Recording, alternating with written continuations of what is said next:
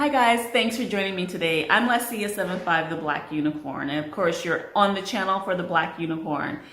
I am in August bringing you some content about tech in Ghana and from my perspective because I'm a technologist and this is my area of expertise.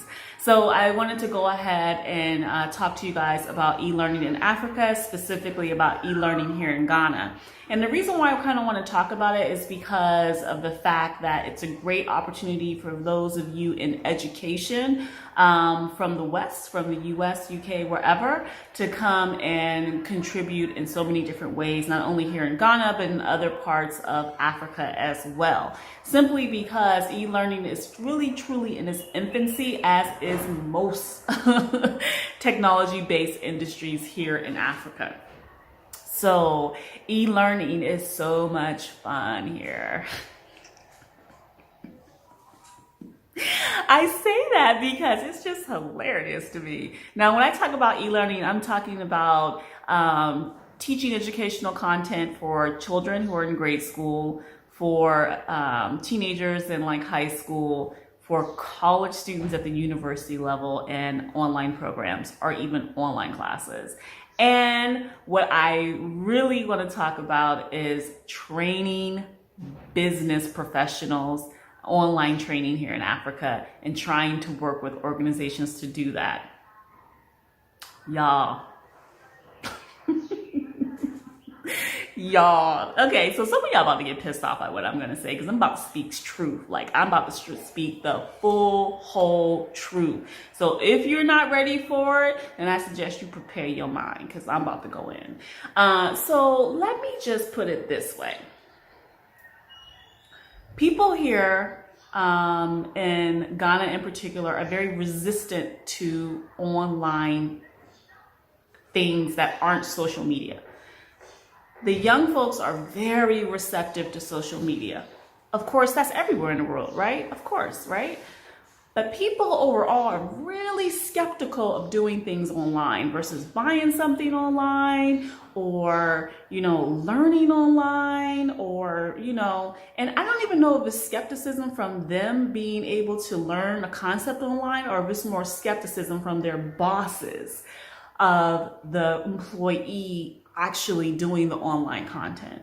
And because e-learning has progressed in such a far advanced way that you can not only track everything someone is doing when they're on your platform, but you can also have different milestones put into place where a manager or the boss can be notified almost constantly of the progression of the employee when it comes to a particular learning path.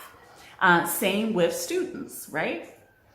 So I've taught online since, when did I start teaching online? I started teaching people online in 2010. Yeah, 2010 is when I started teaching folks online. Actually, no, I'm tripping. I started teaching before that. 2009 is when I started teaching people online at the university level. So I've been teaching online for a long time now. And I've seen these programs progress, and I know bad ones and I know good ones. And I'm going to tell you what I see here in Ghana is bad. Across the board. I don't care if it's a private company, a startup, a so-called university or university college, whatever, doing their own thing. It's just all bad. They are not following the actual true practices that allow for a student to retain information. It's so scatterbrained and random, it's ridiculous. And I think part of the problem is that, here there's this white worship. And it is disturbing and disgusting for me. I just don't understand it because you have these folks coming over from what they call the outside. So somewhere in the West, you can have someone from the UK, US, Canada, Australia come over here. As long as they're white, whatever they say is believed, even though what they may be telling people or having people do is not only bad practice for educational technology content, bad practices for helping students retain information and or for engagement, but they just believe it, pay out this money and allow these folks to create systems for them.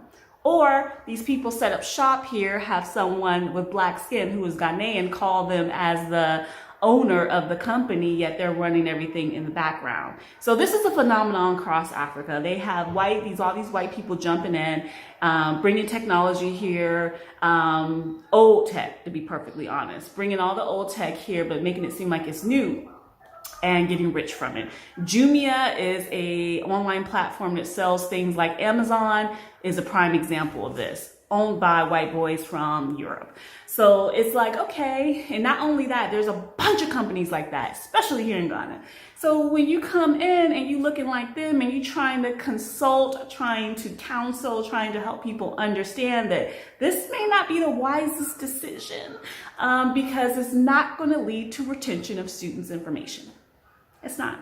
So, but they don't listen. So that's the battle we have here, this white worship, this thing like if you are coming from the outside but you're still black, we don't want to hear what you have to say because, but then there's a lot of sexism here too. So being a woman, it's like triple threat, I guess.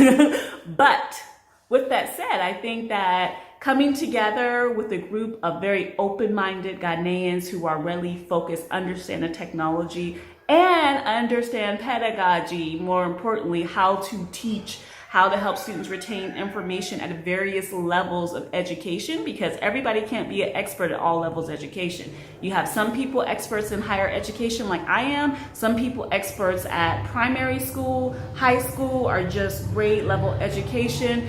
People need to come together. Ghanaians, because this is Africa, Ghana, and folks from the diaspora like myself, like you, if you're in education, especially if you create online content. So forgive me for all the noise you might hear around me. Guys, remember, I'm in Ghana and, babies, chickens, building, it all happens. But I think if we come together and build new resources and just provide a little bit of healthy competition, it might be helpful to the industry here, because for me, e-learning here in Ghana is a hell of a joke.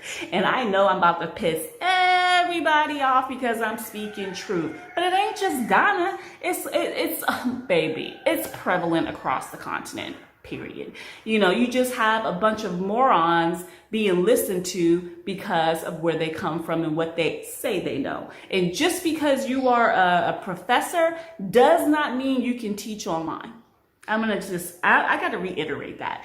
Just because you have a PhD or a master's degree does not mean you can teach online. Teaching online is a completely different animal than teaching in the classroom, because number one,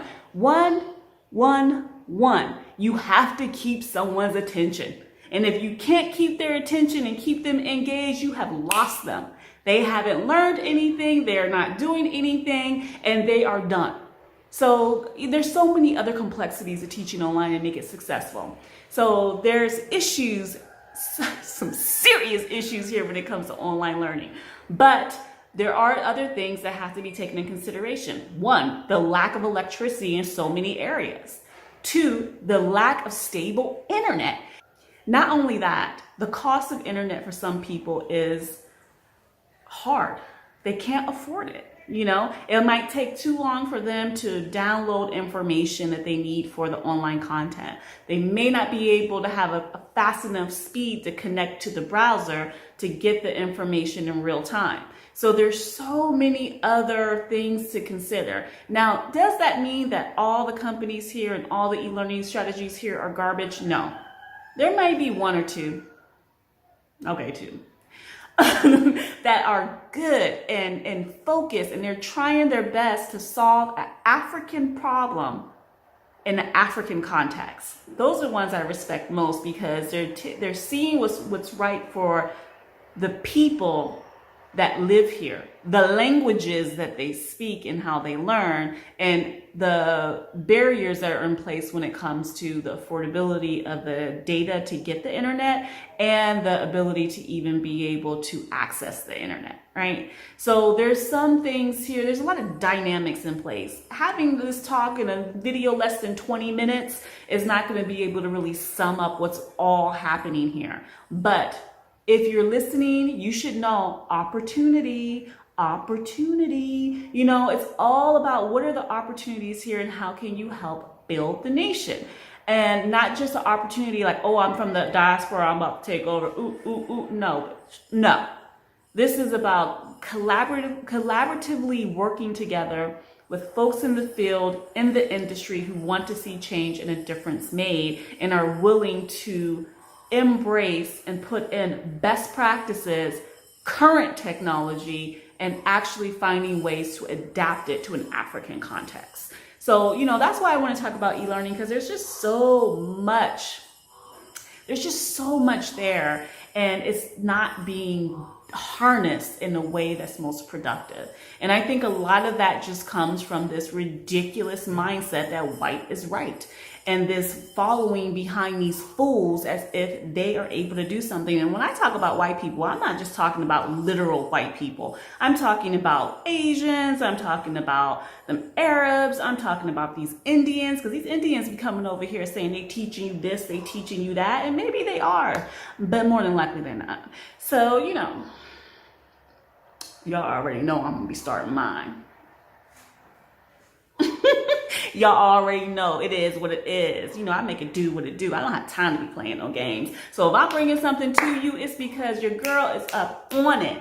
And I'm hoping some of y'all are going to be up on it too, because nobody got time for this nonsense. Like, people need to be able to be educated. If you can educate a community, especially in technology, math, and science, you are going to have a powerful group of people who become adults and can dominate their society in a positive way, to put growth not only in a few people's pockets, but put that growth in everyone's pocket so that the nation can flourish, and not just a few fat cats running around with their big ass pregnant bellies and all them dollars in their pocket while everybody else out here, begging for aid and stuff. I don't even got time.